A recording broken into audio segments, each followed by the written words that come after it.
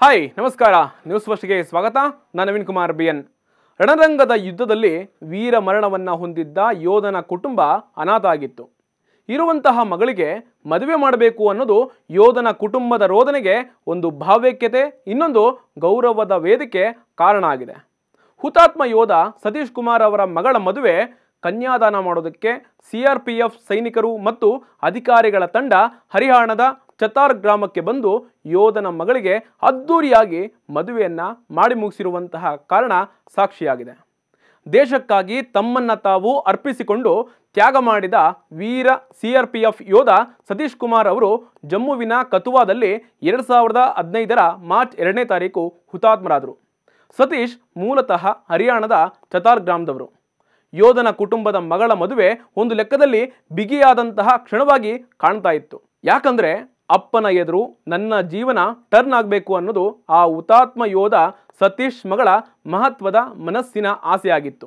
ಆದರೆ ಸಿಆರ್ಪಿಎಫ್ ಸಿಬ್ಬಂದಿ ಸತೀಶ್ ಹುತಾತ್ಮರಾಗಿದ್ದ ಸ್ಥಳಕ್ಕೆ ಸ್ವಯಂ ಪ್ರೇರಿತವಾಗಿ ಬಂದು ಮಗಳ ಕನ್ಯಾದಾನವನ್ನು ಮಾಡುವ ಸಮಾರಂಭವನ್ನು ಅಚ್ಚುಕಟ್ಟಾಗಿ ಮಾಡಿ ಮುಗಿಸಿದ್ದಾರೆ. ಸತೀಶ್ ಕುಮಾರ್ ಅವರೊಂದಿಗೆ ಸೇವೆ ಸಲ್ಲಿಸಿದಂತಹ ಸೈನಿಕರು ದುಃಖಿತ ಕುಟುಂಬದೊಂದಿಗೆ ಜೊತೆಯಾಗಿ ತಮ್ಮನ್ನ ತಾವು ಒಗ್ಗಟ್ಟಿನ ಸಂದೇಶವನ್ನು ಕೊಟ್ಟಿದ್ದಾರೆ. ಯೋಧನ ಮಗಳು ಇದು ನನ್ನ ಪಾಲಿಗೆ ವಿಶೇಷ ದಿನ ಅಂತ ಭಾವಿಸಿದ್ದಾರೆ. ಜೊತೆಗೆ ತನ್ನ ತಂದೆ ಇಲ್ಲದೇ ಇದ್ರೂ ನನ್ನ ತಂದೆಯ ರೂಪದಲ್ಲಿ ನನ್ನ ಮದುವೆ ಮಾಡ್ತಿದ್ದಾರೆ ಅಂತ ಮಗಳು ಕಣ್ಣೀರಾಗ್ತಾ ಇದ್ಲು. ಸಿಆರ್ಪಿಎಫ್ನ ಈ ಶೌರ್ಯ ಮತ್ತು ಸಹಾನುಭೂತಿಯ ಸಹೋದರತ್ವ ಮತ್ತು ತ್ಯಾಗದ ಆಳವಾದ ಬಂಧಗಳನ್ನು ನೀವೆಲ್ಲ ನೋಡಬಹುದು. ಕುಟುಂಬ ಮತ್ತು ಗ್ರಾಮಸ್ಥರ ಈ ಗೆಸ್ಟರ್ನಿಂದ ತೀವ್ರವಾಗಿ ಭಾವುಕರಾಗಿದ್ದರು. ಇದು ವೀರ ಯೋಧ ಸತೀಶ್ ಅವರಿಗೆ ಗೌರವ ಮತ್ತು ಹುತಾತ್ಮರ ಕುಟುಂಬಕ್ಕೆ ಯೋಧ ಪಡೆಗಳ ಬದ್ಧತೆಗೆ ಸಾಕ್ಷಿಯಾಗಿದೆ ಅಂತ ಗ್ರಾಮಸ್ಥರು ಹೇಳಿದ್ದಾರೆ. ಶನಿವಾರ ಅಂದರೆ ನವೆಂಬರ್ 24ನೇ ತಾರೀಕು ಚತ್ತರ್ ಗ್ರಾಮದ ಉಚ್ಚನಾಜಿಂದ್ ಅನ್ನುವಂತಹ ಜಾಗದಲ್ಲಿ ಸತೀಶ್ ಕುಮಾರ್ ಅವರ ಮಗಳು ನಿಶಾ ಅವರ ಮದುವೆ ನಡೀತು. ವಧುವಿನ ಕಡೆಯಂತೆ ಸಿಆರ್ಪಿಎಫ್ ಟೀಮ್ ಮದುವೆಯ ಮೆರವಣಿಗೆಯನ್ನ ಮಾಡಿದ್ರು.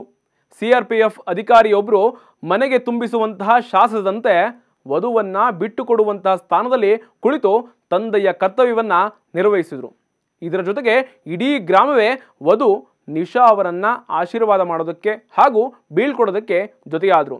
ಯೋಧ ಸತೀಶ್ ಕುಮಾರ್ ಇಲ್ಲ ಅನ್ನುವಂತಹ ರೀತಿ ಆಗಬಾರ್ದು ಅಂತ DIG Komal Singh, deputy commandant Vedpal, ಸಹಾಯಕ ಕಮಾಂಡೆಂಟ್ ಕೃಷ್ಣಕುಮಾರ್ ಮತ್ತು ಗ್ರೂಪ್ ಸೆಂಟರ್ ಸೋನಿಪತ್ ಸಾಕಷ್ಟು ಜನ ಸೇರಿಕೊಂಡು ಮದುವೆಯಲ್ಲಿ ಮುಂದಿದ್ರು.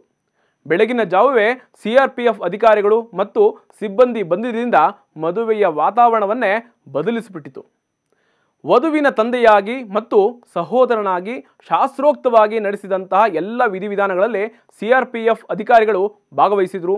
ಇದರ ಜೊತೆಗೆ ಮದುವೆಯ ಹಿಂದಿನ ಸಮಾರಂಭಗಳು, ಮದುವೆ ಪದ್ಧತಿ, ವಧು ಮತ್ತು ಅವಳ ಸಹೋದರಿಯನ್ನ ವೇದಿಕೆಗೆ ಕರೆದುಕೊಂಡು ಬಂದು ಹೋಗೋದಕ್ಕೆ ಮತ್ತೆ ಮಂಟಪದಲ್ಲಿ ಸುತ್ತು ಹಾಕೋದಕ್ಕೆ ಸಿಆರ್ಪಿಎಫ್ ಟೀಮ್ ಸಕ್ರಿಯವಾಗಿ ಪಾಲ್ಗೊಂಡಿದ್ರು.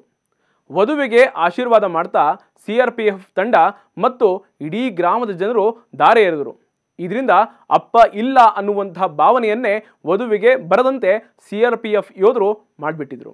ಇದಾಗಿತ್ತು ಇಂದಿನ ಸ್ಪೆಷಲ್ ರಿಪೋರ್ಟ್. ಅಪ್ಡೇಟ್ಗಳಿಗಾಗಿ ನೋಡ್ತಾ ಇರಿ ನ್ಯೂಸ್ ಫಸ್ಟ್, ನಿರ್ಭೀತಿಯಿಂದ ನಿಮ್ಮ ಪರವಾಗಿ.